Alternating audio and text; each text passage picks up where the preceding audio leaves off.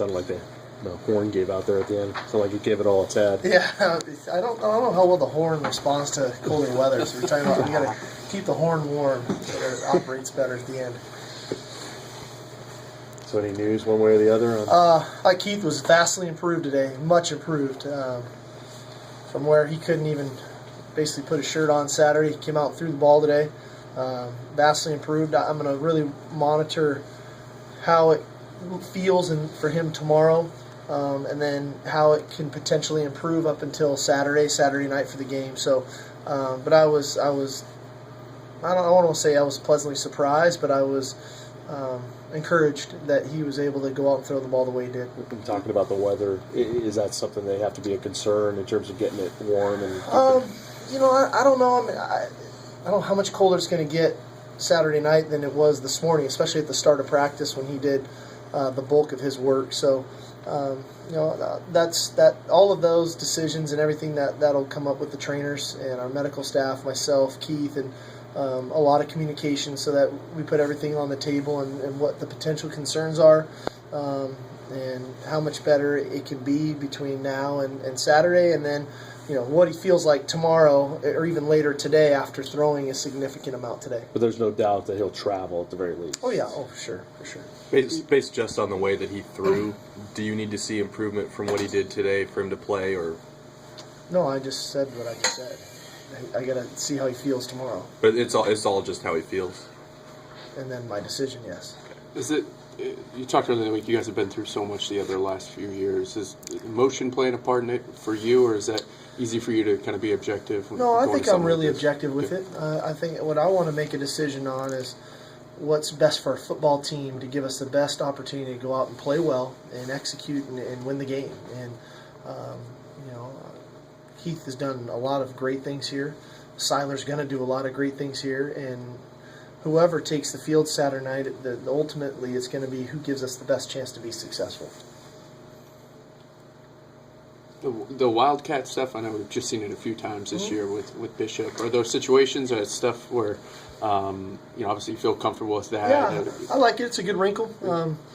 We used to use it pretty extensively at times with Chris. When Chris was our back, he had a nice feel for it. Thought it was a good change-up. It causes the defenses to deploy an extra defender out of the box and gives you sometimes some better numbers in the running game. Especially when teams are playing man-to-man, it gives you a chance to remove a defender to run the ball. And there's games when it's effective and more so than others, and there's games when it's more part of the game plan than others. We haven't used it a whole bunch this year, obviously a couple times, and I think it would have been effective for us outside of the miscommunication on the third down last week. I think it would have been effective again. Any update on Timu and Hatchie? Yeah, Timu's good to go. Hatchie's good to go.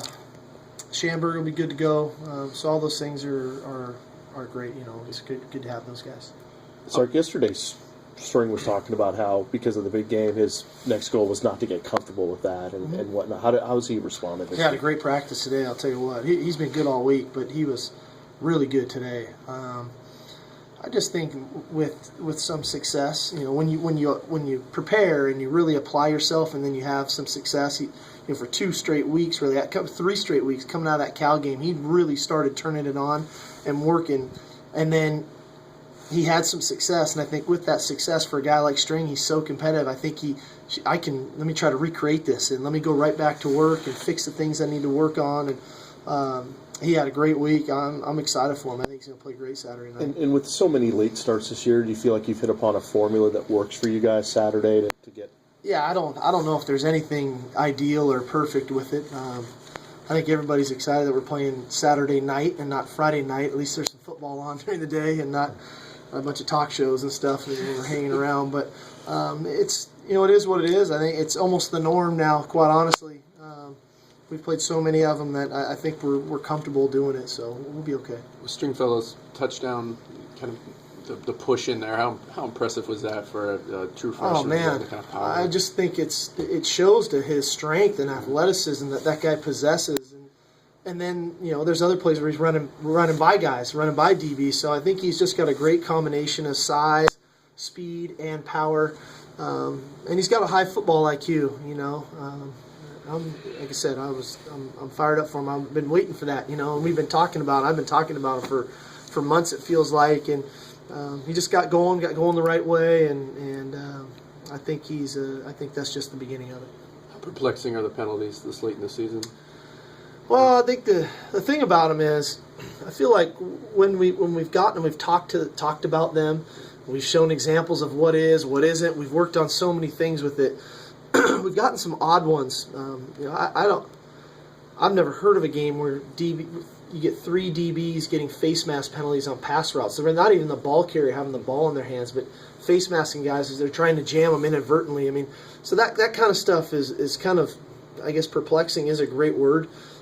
Because it's not as if we're hitting guys late out of bounds. We're not roughing the quarterback.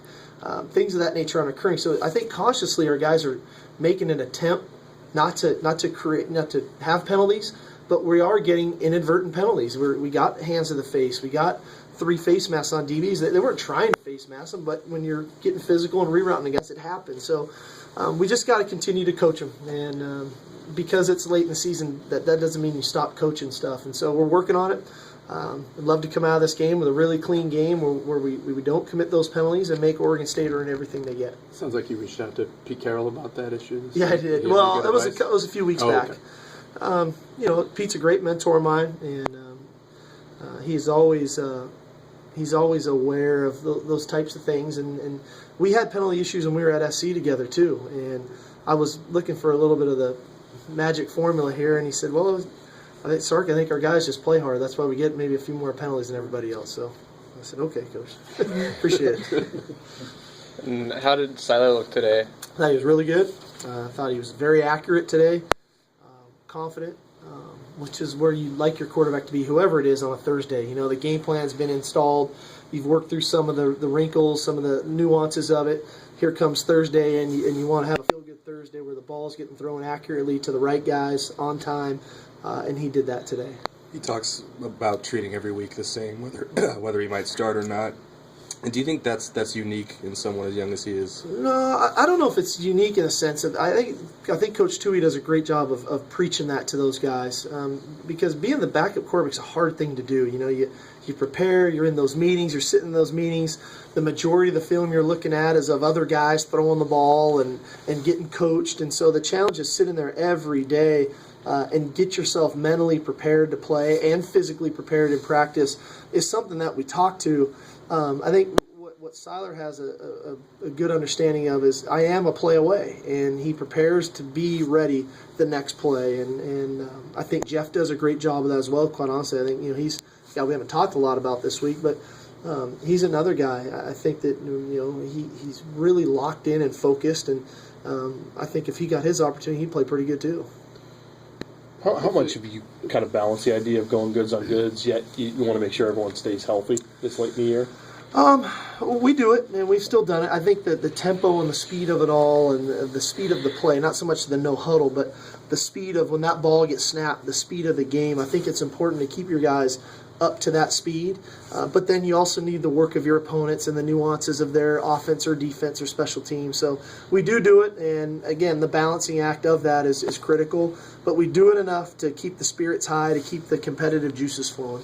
Would you consider a scenario like you did 2 years ago down there with Keith available off the bench? It's all on the table, quite honestly, Adam. It's all on the table, and again, when we get to that point, we'll try to do what's best in the best interest of the program.